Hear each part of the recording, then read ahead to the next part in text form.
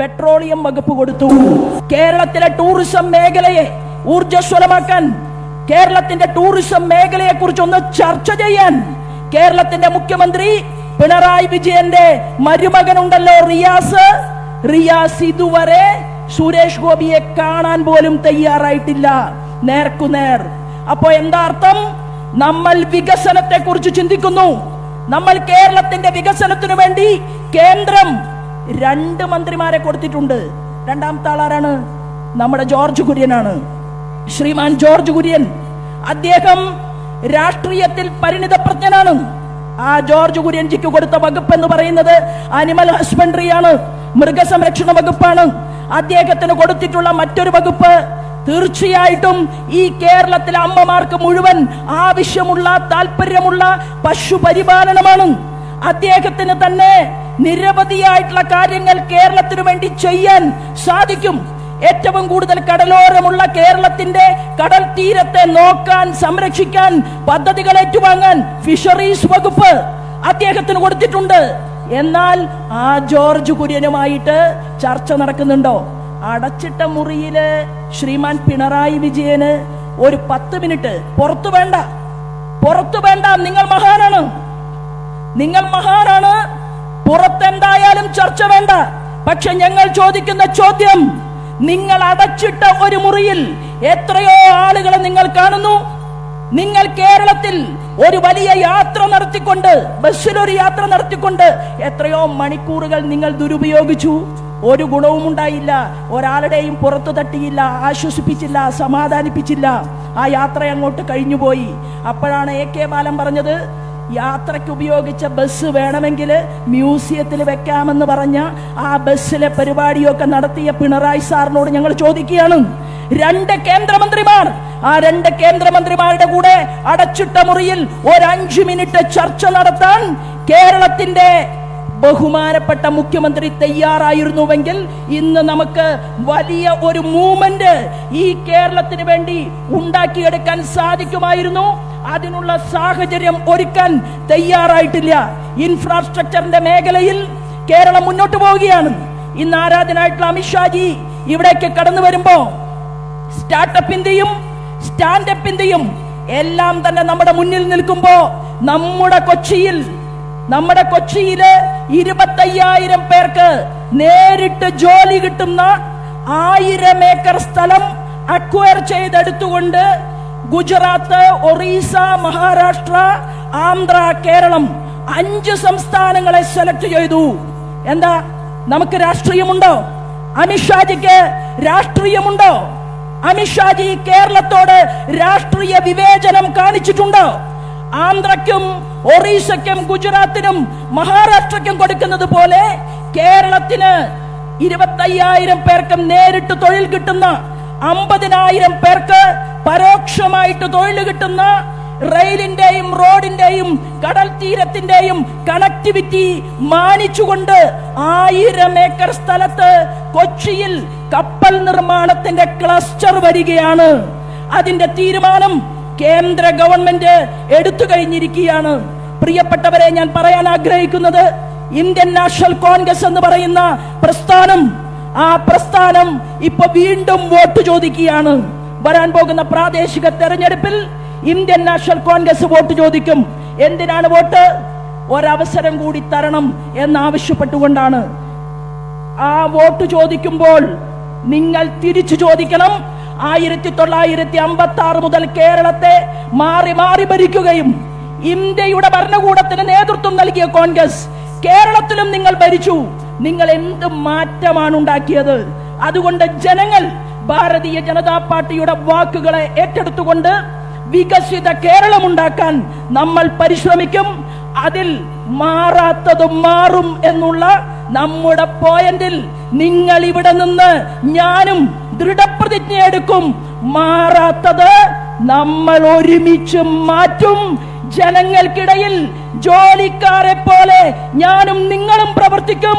വരാൻ പോകുന്ന നാളുകളിൽ ഒരു ഡബിൾ എഞ്ചിൻ സർക്കാർ അത് കേരളത്തിൽ സൃഷ്ടിക്കും എന്ന് പ്രതിജ്ഞ എടുത്തുകൊണ്ട് നമ്മൾ പിരിഞ്ഞു പോകും എന്ന് മാത്രം സൂചിപ്പിച്ചുകൊണ്ട് ഞാൻ എന്റെ വാക്കുകൾ നിർത്തുന്നു. വന്ദേ മാതരം.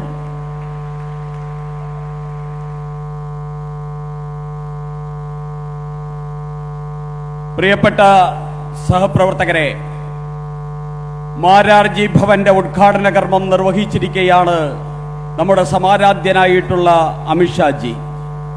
ഏതാനും നിമിഷങ്ങൾക്കകം മാരാർജി ഭവനിൽ നിന്ന് അമിത്ഷാജി ഈ പുത്തരിക്കണ്ടം മൈതാനിയിലെ 10,000 അഭിസംബോധന ചെയ്യുന്നതിനായി എത്തിച്ചേരുകയാണ്. അദ്ദേഹത്തിന് അനന്തപുരി ആവേശത്തിന്റെ അത്യുജ്വലമാർന്ന ഒരു സ്വീകരണമാണ് ഒരുക്കിയിരിക്കുന്നത്. അനന്തപുരിയിലേക്കുള്ള എല്ലാ റോഡുകളും ഇന്ന് നിറഞ്ഞു കവിഞ്ഞിരിക്കുകയാണ്. ഇനിയും ആയിരക്കണക്കിന് വരുന്ന പ്രവർത്തകർ ഈ പുത്തരിക്കണ്ടം മൈതാനിയിലേക്ക് എത്താനായിട്ട് കാത്തിരിക്കുകയാണ്. എല്ലാ റോഡുകളും ഇന്ന് ബ്ലോക്കായി കഴിഞ്ഞിരിക്കുന്നു. അതുകൊണ്ട് വന്നിരിക്കുന്ന മുഴുവൻ പ്രവർത്തകരും എത്രയും പെട്ടെന്ന് ഉള്ളിലേക്ക് കയറിയിരിക്കണമെന്ന് അഭ്യർത്ഥിക്കുന്നു. കസേരകൾ പൂർത്തിയായി കഴിഞ്ഞിരിക്കുന്നു. അതുകൊണ്ട് പരമാവധി ഈ ഹാളിന്റെ സൈഡിലുള്ള ഭാഗങ്ങളിലേക്ക് നമ്മുടെ പ്രവർത്തകർക്ക് കടന്നിരിക്കാം. പ്രിയപ്പെട്ടവരെ, ഏതാനും നിമിഷങ്ങൾക്കകം എത്തുന്ന അമിത്ഷാജിക്കും അദ്ദേഹത്തിനോടൊപ്പം എത്തുന്ന രാജീവേട്ടനും ഭാരതീയ ജനതാ പാർട്ടിയുടെ സംസ്ഥാന അധ്യക്ഷൻ രാജീവേട്ടനും അനന്തപുരി ഇന്നേ വരെ കണ്ടിട്ടുള്ളതിൽ വെച്ച് ഏറ്റവും ആവേശദായകമായിട്ടുള്ള ഒരു സ്വീകരണം നൽകാനാണ് അനന്തപുരിയിലെയും അതോടൊപ്പം തന്നെ കൊല്ലത്തെയും ആലപ്പുഴയിലെയും പത്തനംതിട്ടയിലെയും വാർഡ് തലത്തിൽ നിശ്ചയിക്കപ്പെട്ട പ്രതിനിധികളുടെ ഈ മഹാസമ്മേളനം നടക്കുന്നത്. ഈ മഹാസമ്മേളനത്തിനോടനുബന്ധിച്ച് കേരളത്തിൽ 1,00,000-ൽ പരം വരുന്ന നമ്മുടെ സഹപ്രവർത്തകർ പഞ്ചായത്ത് തലത്തിൽ ഒരുമിച്ച് കൂടിയിട്ട് വെർച്വലായി ഈ മഹാസമ്മേളനത്തിൽ പങ്കാളിയായിക്കൊണ്ടിരിക്കുന്നു. 1,00,000-ഓളം പ്രവർത്തകർ പങ്കാളിയായിക്കൊണ്ടിരിക്കുന്ന ഈ മഹാസമ്മേളനത്തിൽ നേരിട്ട് സാക്ഷ്യം വഹിക്കാൻ അവസരം കിട്ടിയിരിക്കുന്ന പ്രവർത്തകരാണ് ഇവിടെ ഇരിക്കുന്ന ഓരോ പ്രവർത്തകരെന്നും നമ്മൾ ഓരോരുത്തരും മനസ്സിലാക്കണം. അതുകൊണ്ട് നമ്മൾ അമിത്ഷാജിയെ ഇവിടെ സ്വീകരിക്കുമ്പോൾ, നമ്മൾ രാജീവേട്ടനെ സ്വീകരിക്കുമ്പോൾ, അത് ഇവിടെ കൂടിയിരിക്കുന്ന നമ്മൾ അതിനുവേണ്ടി മുദ്രാവാക്യങ്ങൾ ഉയർത്തുമ്പോൾ, അതിന്റെ ആവേശം ഉയർന്നു വരുമ്പോൾ, അത് ഈ കേരളത്തിലെ ലക്ഷോപലക്ഷം വരുന്ന പ്രവർത്തകരുടെ ഹൃദയ നാഡികളിൽ ഒരു ആവേശമായി ഭാരതീയ ജനതാ പാർട്ടി തദ്ദേശ സ്ഥാപനങ്ങളിലേക്കുള്ള തെരഞ്ഞെടുപ്പിൽ അതിന്റെ അജയ്യമായ യാത്ര ആരംഭിച്ചിരിക്കുന്നു എന്ന ഉജ്ജ്വലമായിട്ടുള്ള പ്രഖ്യാപനമായിട്ട് അത് മാറേണ്ടിയിരിക്കുന്നു. അതിന് സമയം സമാഗതമായിരിക്കുന്നു. പ്രിയപ്പെട്ടവരെ, നമ്മുടെ ബഹുമാന്യനായിട്ടുള്ള സംസ്ഥാന ഉപാധ്യക്ഷൻ നമ്മുടെ ശ്രീ കെ സോമൻജി നമുക്കിപ്പോൾ ചില മുദ്രാവാക്യങ്ങൾ വിളിച്ചു തരും. നമ്മൾ എല്ലാവരും സീറ്റുകളിൽ നിന്ന് എണീക്കുക. കയ്യിൽ തന്നിരിക്കുന്ന പതാകകൾ അഭിമാനത്തോടെ ഉയർത്തിപ്പിടിക്കുക. എല്ലാവരും എണീക്കുക. പാർട്ടിയുടെ മുഴുവൻ പ്രവർത്തകരും അമിത്ഷാജിയും അതോടൊപ്പം തന്നെ രാജീവ് ചന്ദ്രശേഖറും വരുമ്പോൾ അവരെ സ്വീകരിക്കാനുള്ള തയ്യാറെടുപ്പിൽ പാർട്ടിയുടെ ചരിത്രത്തിൽ വളരെ പ്രധാനപ്പെട്ട ഒരു ദിവസമാണ്. അമിത്ഷാജി ഞങ്ങളുടെ പുതിയ സംസ്ഥാന ഓഫീസ് ഉദ്ഘാടനം ചെയ്ത ദിനമാണ്. അതിന്റെ ഒപ്പം നമ്മുടെ മിഷൻ 2025 തദ്ദേശ തെരഞ്ഞെടുപ്പിന്റെ ക്യാമ്പയിൻ ഉദ്ഘാടനം ചെയ്യുന്ന ദിനവും ആണ്. അപ്പോൾ ഇന്ന് 12 ജൂലൈ 2025 പാർട്ടിന്റെ ചരിത്രത്തിൽ ഒരു പ്രധാനപ്പെട്ട ദിനമാണ്. 110 ദിവസം മുമ്പ് പാർട്ടി എനിക്ക് ഈ ചുമതല തന്നപ്പോൾ, ഈ ഉത്തരവാദിത്വം തന്നപ്പോൾ, അന്ന് ഞാൻ പറഞ്ഞു, പിന്നെ വികസിത കേരളം കൺവെൻഷനിൽ നിങ്ങളൊപ്പം ഇരുന്നപ്പോൾ പറഞ്ഞു, ഡിസ്ട്രിക്ട് ലെവൽ നേതൃയോഗത്തിൽ പങ്കെടുക്കുന്ന സമയത്തും ഞാൻ പറഞ്ഞു, പാർട്ടിന്റെ ഒരു ദൗത്യമാണ് വികസിത കേരളം.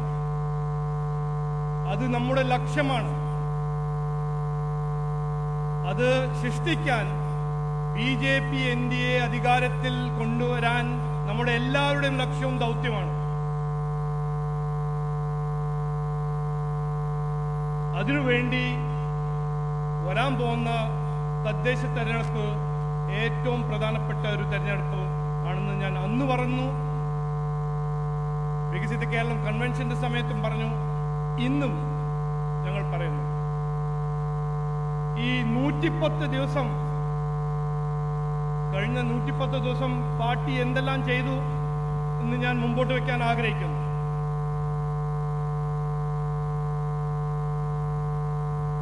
ആദ്യമായി പാർട്ടി ഒറ്റക്കെട്ടായിട്ട് ടീം വികസിത കേരളം എന്നായി മാറി. 620 കൂടുതൽ ജില്ലാ ഭാരവാഹി പ്രഖ്യാപിച്ച് എല്ലാവരും പ്രവർത്തനത്തിന് ഇറങ്ങി. 30 വികസിത കേരളം കൺവെൻഷനിൽ പ്രവർത്തകരൊപ്പം ഇരുന്ന് ഈ വികസിത കേരളം എന്ന നരേന്ദ്രമോദിജിന്റെ കാഴ്ചപ്പാട് മുമ്പോട്ട് വെച്ചു. 30 നേതൃയോഗം, ഡിസ്ട്രിക്ട് ലെവൽ നേതൃയോഗം നടത്തി വരാൻ പോകുന്ന തദ്ദേശ തെരഞ്ഞെടുപ്പിന്റെ ടാർഗറ്റ് തീരുമാനിച്ചത് ഇന്ന് അമിത്ഷാജി എന്നോട് പറഞ്ഞു, മൊത്തം 23,000 വാർഡിൽ ഞങ്ങൾ മത്സരിക്കും. എന്നിട്ട് മത്സരിക്കാൻ മാത്രമല്ല, ജയിക്കാനാണ് മത്സരിക്കാൻ പോകുന്നത്.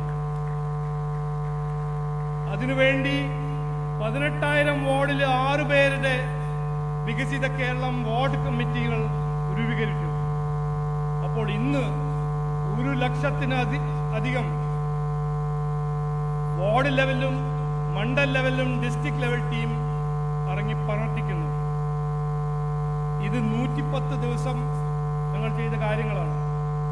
ഒരു വികസിത കേരളം ഹെൽപ്പ് ഡെസ്ക്, അതിന്റെ കോൺസെപ്റ്റ് തീരുമാനിച്ച് രൂപീകരിച്ചു. ഇനി വരാൻ പോകുന്ന ദിവസത്തിൽ അത് എല്ലാ ഡിസ്ട്രിക്ട് ഓഫീസിലും അത് ഞങ്ങൾ ഉദ്ഘാടനം ചെയ്യും. ഇത് മാത്രമല്ല, 110 ദിവസം ഇവിടെ കോൺഗ്രസ് ആയ പ്രതിപക്ഷ പാർട്ടി വിട്ടുനിൽക്കുമ്പോൾ ആ പ്രതിപക്ഷത്തിന്റെ ചുമതല എടുത്ത് BJP സംസ്ഥാന സർക്കാരിനെതിരെ സമരവും പ്രതിഷേധം നടത്തി. ജനങ്ങൾക്ക് വേണ്ടി ആരോഗ്യ മേഖലയിലും വിദ്യാഭ്യാസ മേഖലയിലും അഴിമതിനെതിരെ കോട്ടയത്തിന്റെ ബിന്ദുവും തിരുവനന്തപുരം കോർപ്പറേഷന്റെ ജോയും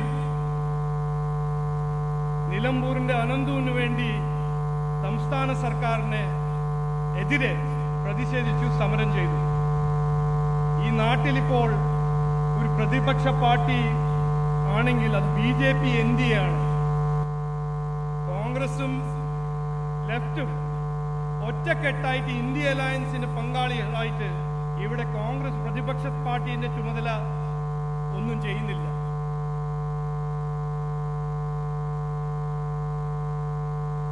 എനിക്ക് പിന്നെ അതിനൊപ്പം പറയാനുള്ളത്, കേരള 2025 നമ്മളെ ഈ സ്ഥിതി, അത് ആരോഗ്യ മേഖലയാണോ, മലയോര മേഖലയാണോ, തീരദേശ മേഖലയാണോ, യുവാക്കളാണോ, എവിടെ നോക്കിയാലും നമ്മൾ കാണുന്നത് അനാസ്ഥയാണ്, ദുർഭരണമാണ്. 2025 കേരള 2014 നരേന്ദ്രമോദിജി കിട്ടിയ ഇന്ത്യ പോലെ തന്നെയാണ്. ഇവിടെ അഴിമതി, ആക്രമണം,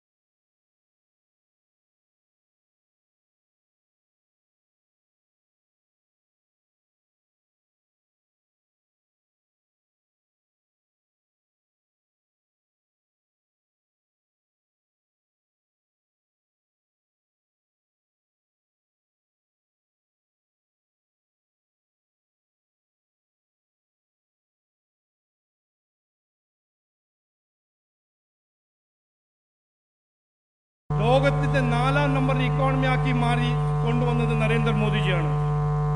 അപ്പോൾ ഇവിടെ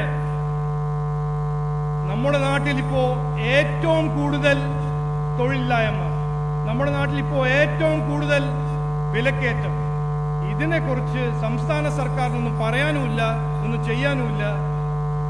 അതിന്റെ ഒപ്പം തന്നെ പ്രതിപക്ഷ പാർട്ടി കഴിഞ്ഞ 9 കൊല്ലം തൊഴിലില്ലായ്മയെ കുറിച്ചോ ആരോഗ്യ മേഖലയെ കുറിച്ചോ ഒരു വാക്ക് പറഞ്ഞിട്ടില്ല.